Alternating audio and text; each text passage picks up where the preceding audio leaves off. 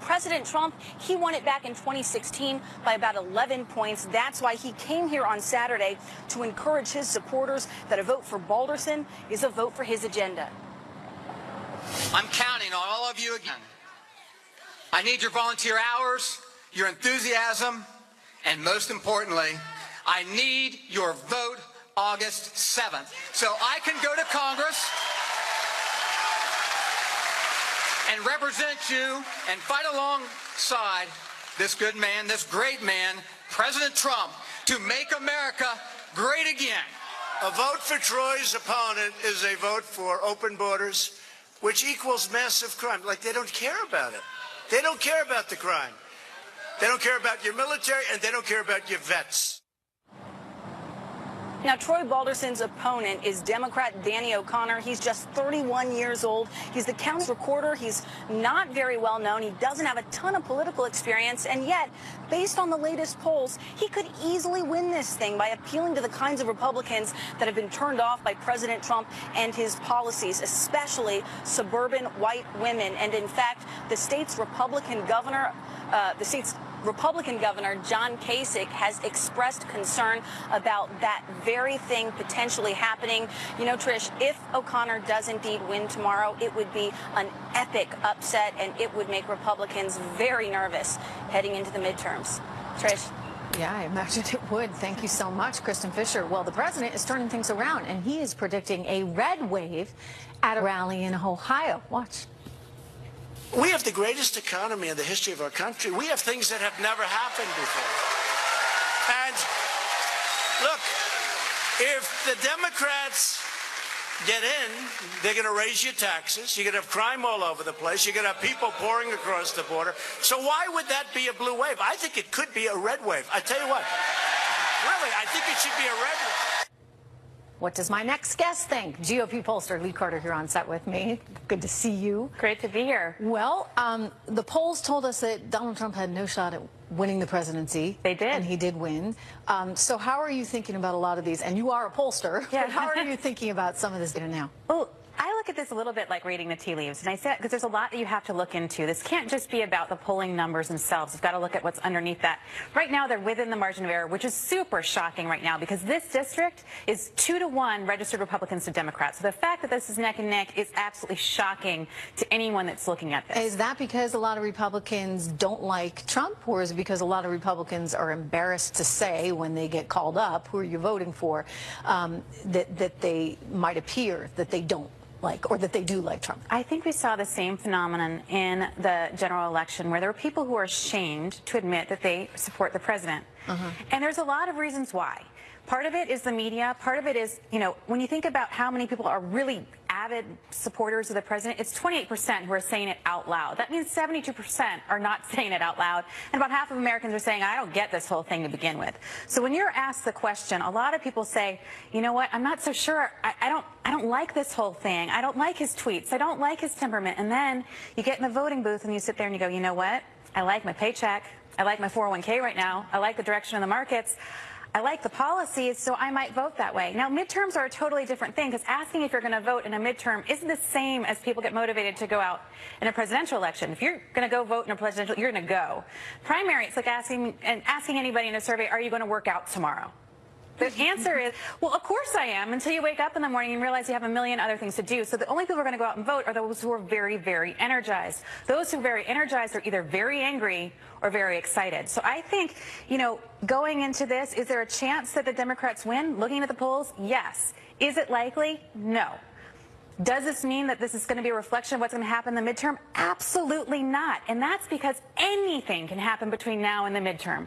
And we've seen it's week by week, day by day. The way people feel about a candidate is completely changing. And each one of these candidates, each one of these districts is different. You can't look at Pennsylvania and Alabama and say that's what's going to happen here now because that's what happened there. What is the biggest issue in Ohio right now? Is it the economy? It's absolutely the economy. And Trump is winning the economy. That is one area where he, across the board, gets support. And by the way, a lot of Americans still support his trade policy, despite the fact that there's a lot of controversy around it. 2/3 of Americans think that he's fighting for the American people, and that's also something that's really important to the people in Ohio. So if Republicans win this one in a landslide, and I'm just, if that were to happen, what would that tell you, again, about polling data and the sort of shame, if you would, that some Republicans feel about their president?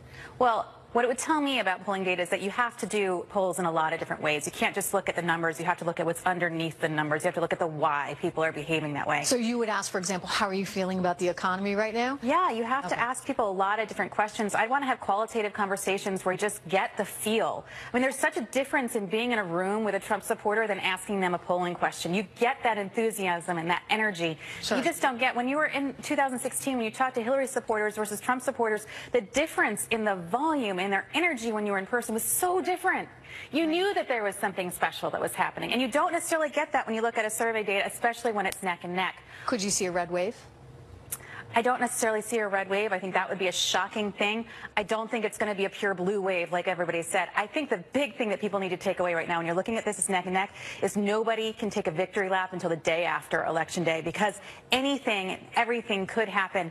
And both sides, Republicans and Democrats, have to run totally different campaigns than they ever have before, and different candidates. I think this is really going to be about anti-establishment more than it is Republican or Democrat. I think that's the sentiment in America right now. That's why I've got socialist candidates who are winning, and that's why I've got business people who are winning, rather than we've got a lot of incumbents who are losing. And to me, it's less about party and more about who you think is going to go out there and fight for you in a way that hasn't happened before. Fascinating times. All right. Lee Carter, thank you so much. Thank you. President Trump may not be at the White House today, but that's not stopping him from speaking out on the Russia probe. John Roberts at the White House with more on this. Hey, John.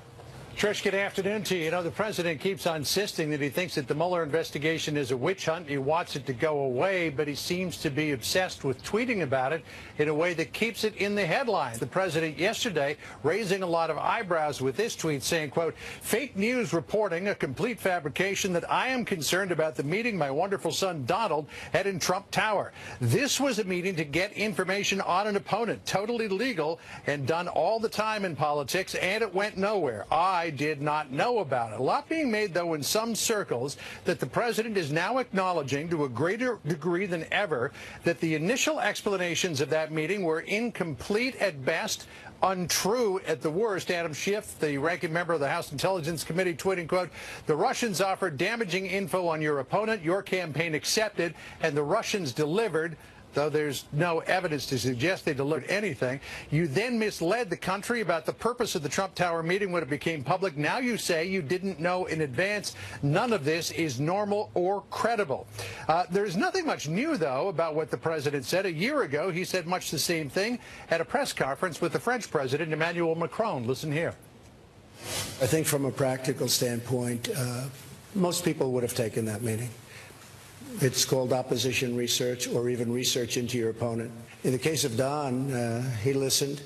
I guess they talked about, as I see it, they talked about adoption and some things. Adoption wasn't even a part of the campaign. But nothing happened from the meeting. Now, the only difference since that press conference is the report that Michael Cohen says that the president knew about that meeting in advance. He insists he did not know that it was scheduled, as he said in the tweet. The other big question, will the president sit for an interview with Robert Mueller, the special counsel? Last week, Mueller declined the president's attorney's proposal to ask only about Russia, the election, and possible collusion, saying he also wants to ask questions that go to the issue of obstruction of justice. Will there be a sit-down interview? Listen to Jay Sekulow, one of the president's attorneys. We are moving as expeditiously as possible to make the determination and make our recommendation to the president. The president has been clear that he wants to interview. I will tell you, his legal team is concerned. We're concerned on a number of reasons. In fact, his legal team at this point is still a no about it. Sources tell Fox News that the legal team will not be responding today to Mueller's letter of last week, but they could be responding as early as tomorrow. We'll keep you apprised of any and all developments here from the White House. Trish? Oh, my goodness, the plot thickens. All right, thanks so much, John Roberts. What is the potential legal fallout from all of this? Former federal prosecutor Doug Burns, he joins me right now with more on that. Hey, Doug, good to see you. Trish. What kind of complexity does this new tweet add to the situation at hand? It's really two discussions, honestly, political dialogue and argument, and then legal argument. And the reason I say that, Trish, is that legally in a courtroom, first of all, one witness really can't testify about what somebody else knows, okay? So here, in the political discussion, we're bandying about Michael Cohen is prepared to say that the president knew. That's verboten. But by the way, it doesn't matter, does it? Let's be clear, because you know, the last time I checked, I'm allowed to sit down and talk to anyone I want, regardless of where they're from. You're making a great point, which is that, okay, even when you get past my legal niceties, it doesn't necessarily matter, because the meeting in Trump Tower has been grossly overblown in terms of any kind of criminal law context, okay? And again, the president says, I didn't know about it, right in the tweet at the end. And the point is, if it tweets on August 5th, quote, it was about an offer of information, that tells you nothing in a legal setting as to when he even found that out, seriously. So is it the president in this case that's in trouble, or perhaps Don Jr. that's in trouble? I don't think either one of them's in trouble based on what we have in front of us right now, because Don Jr.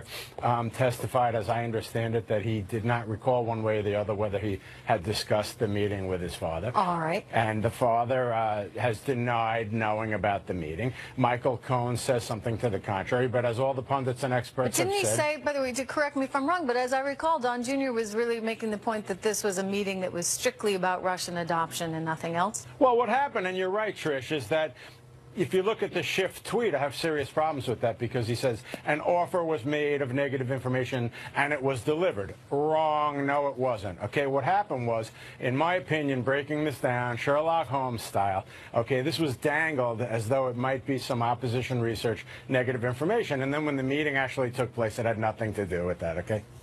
Okay.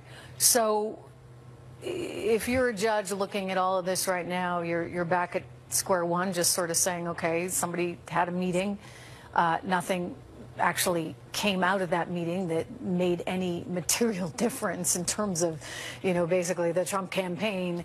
I hate to use the word colluding because it doesn't mean much, but conspiring, as Judge Knapp would tell us, conspiring with the other side to, you know, basically take this, steal this from Hillary Clinton. All of the experts have broken it down into two separate discussions. One is the discussion about how collusion is not in and of itself a criminal offense. That's correct.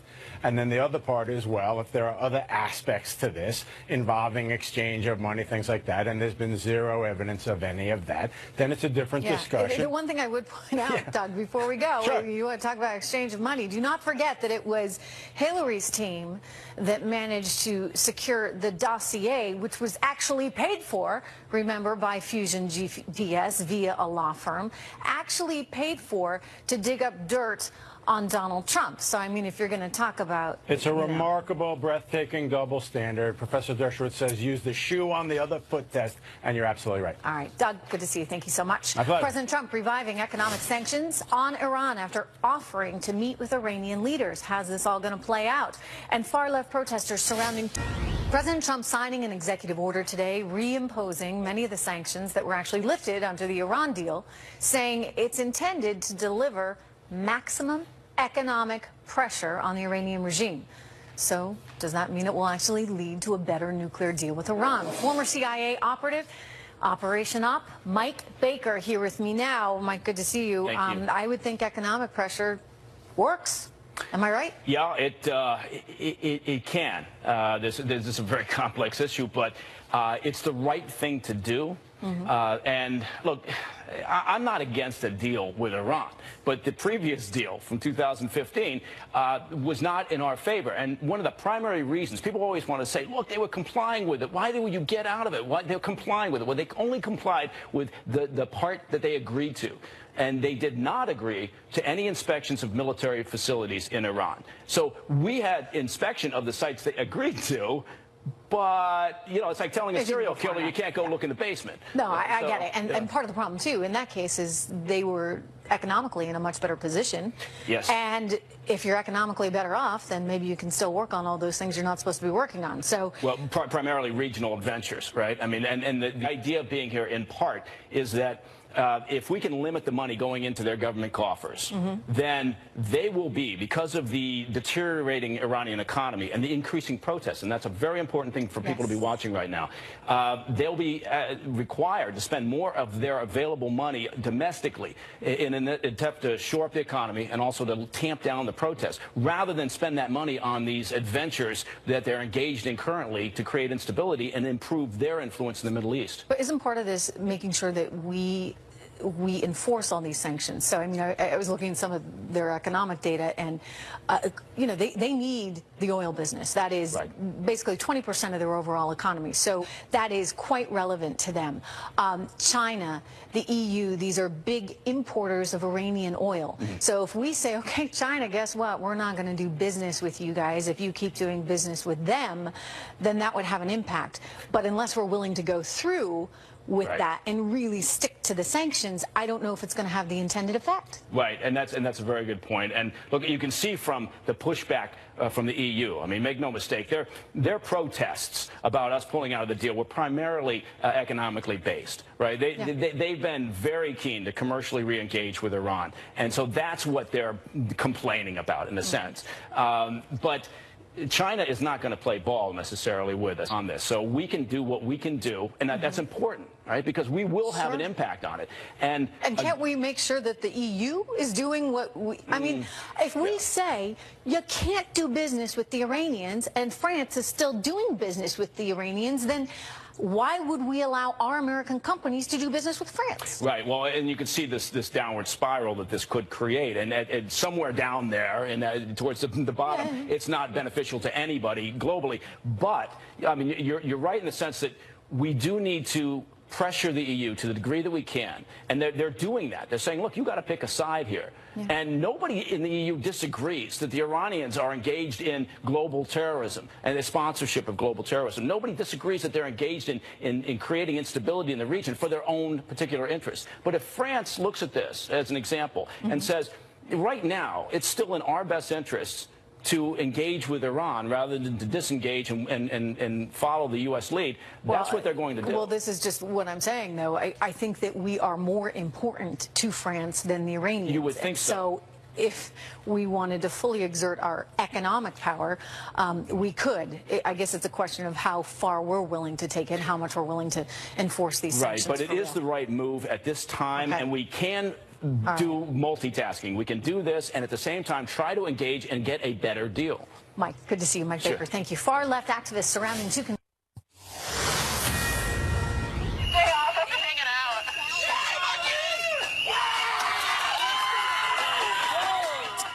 Conservative Charlie Kirk getting doused with water as he tried to have breakfast today with fellow conservative Candace Owens in the city of brotherly love, that would be Philadelphia.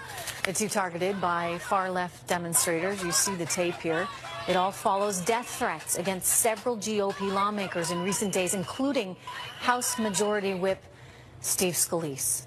Do Democratic leaders need to step up here and stamp out some of these threats? Seems like it's the logical thing to do. With us right now, and humane, Fox News contributor Deneen Borelli, Democratic strategist Kathy Aru, and the Daily Caller's Vince Coglianese. Good to see you all. Hey, Kathy, where are they? Why is no one from your party actually saying, hey, enough, it's gotten out of hand, knock it off? Yeah, well, the president should say it. The president should say enough. So not just the Democrats. The president should be saying enough is enough. Instead, he's tweeting against Maxine Waters. So it just seems that this irresponsible, unpredictable behavior is coming from the top. And we need to stop being such a divisive nation. We need to stop being Democrats versus Republicans and stop this madness already. And it starts from the top. Maxine Waters. So when you say it's coming from the top, I'd actually point out a lot of it's coming actually directly out of the mouth of Maxine Waters. Deneen, you'll recall recently she was really encouraging people to get out there and harass, etc. Well, that's exactly what they're doing, as you see on that tape. Wouldn't it be prudent and helpful and good for the country if Maxine Waters and some of these others that are trying to instigate this actually said enough? No, you're absolutely right, Trish. And these images and what we are seeing are very disturbing and they're very concerning. Yes, Maxine Waters made the call for people to harass and intimidate Trump officials, Trump supporters, even people who are wearing Trump gear walking around are being attacked. There were attacks over this weekend. I haven't heard that much news coverage about that as well. And so Democrats do need to step up and condemn what is going on in the streets with the liberal mob that they have created. You have people like Maxine Waters who is inciting these people, and I am afraid things will escalate if this continues. You know, look, you look at what Sarah Huckabee Sanders has had to go through. You look at what Kirstjen Nielsen has had to go through. We have DOJ employees that have had dead animal carcasses deposited at their doorstep. I mean, Vince, at some point, we as a country need to collectively come together, and both sides need to say, okay, you know, we ought to be able to appreciate each other's intellectual differences. And while you may not agree with the other side, you certainly aren't going to try and intimidate, harass, and destroy physically the other side. Yeah, instead what you get is two people who've been arguing for smaller government are confronted by a group of annoying little fascists. They should have permits for people who use whistles and bullhorns to yell in your face. This is it's scary, wild... by the way, Vince. It's scary. Can you imagine being them, being Candace or being Charlie, and getting hit with that when you walk out of breakfast? It is indicative of sort of the dire state of left-wing politics, which is to say they've given up on debating. This is not about a debate. It's not about sort of the political culture in America that's made the country great. It's about stopping debate. Each of those people know they couldn't beat Candace in a debate here, or either of them, or Charlie. But they're not even trying. That's part of the problem. I mean, Kathy, again, you know, and Kathy, you may not agree with Deneen, but I was just, by the way, in the green room with you guys, and you were having a great time. In other words, there's a certain healthy amount of respect that I think at least we here on this network have for each other. Why is that not getting carried out into the streets of Philadelphia and elsewhere? That's what's so sad. It seems that we have two extremes that are they're clashing in the streets, and they are attacking each other, and they're making America look horrible. I don't think this is America. I think we are America. I think the four of us here, we get along, we disagree, but at the end of the day, we do smile and appreciate each other's views, even though we may not agree with each other. Yeah. And I wish that more of America would see us as an example. I think your party needs to get out in front of this one for sure. Anyway, let me turn to another story that I want to ask you guys about. At Netroots Nation over the weekend, you had New York Democratic gubernatorial candidate Cynthia Nixon, definitely, shall we say, not shying away from the whole socialist platform and label. Listen to her here, guys. If being a democratic socialist means believing that health care and housing and education should be a human right, then I am a democratic socialist. The establishment is terrified of that word, socialism. But if we learned one thing from the Obama years, it's that Republicans are going to call us socialists no matter what we do. So we might as well give them the real thing. Deneen, how bad is this for her party? I mean, to start being out there talking about socialism in such a way that's so embracing of it. I think that most Democrats, when push comes to shove, most Americans are never going to go for, I'll take your money to give it to someone else on such a massive scale. Your thoughts? Yeah, well, the Democrat Party is very divided right now. You have those on the left and those who are super left that are, promoting socialism.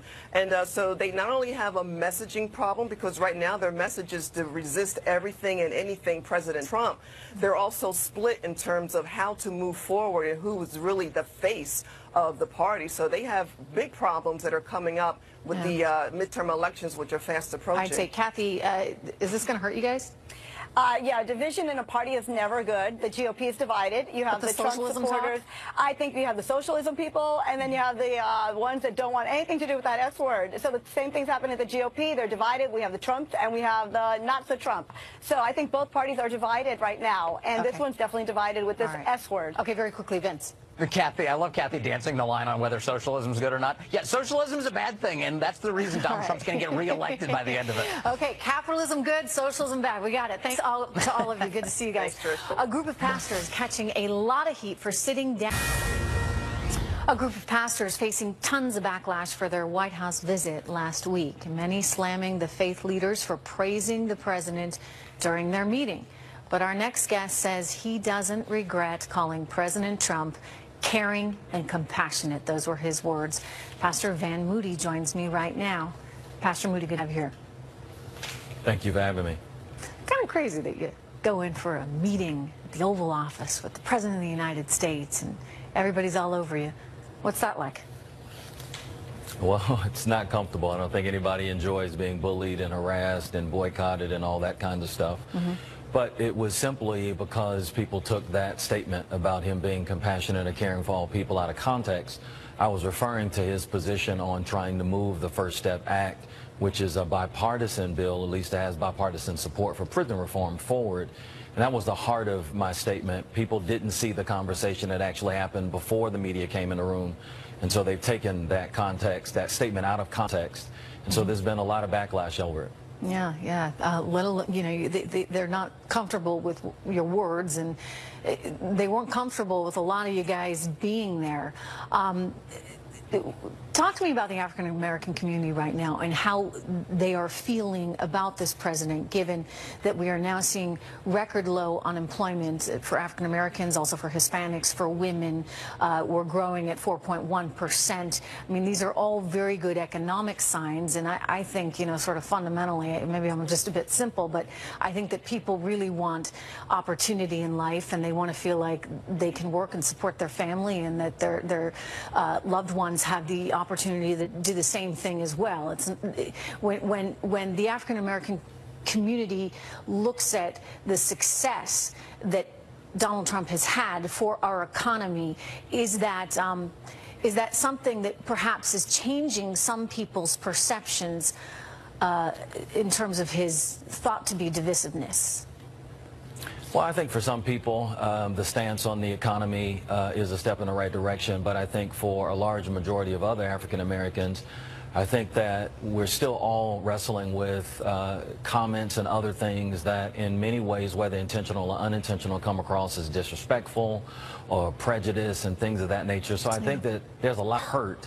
And I think that one of the things that we've got to learn to do is to come together and not just keep shouting at each other across the lines of political ideology or even our own personal stance, which is why I felt like I needed to go, particularly to advance this issue of prison reform, which affects a lot of people, particularly African Americans. I think that if we can get some reform, we'll be headed in the right direction. I hear you. And look, I also am pretty empathetic to some of the mistakes he's made as well regarding the African American community. I think only back to Charlottesville, I think I was pretty outspoken about that.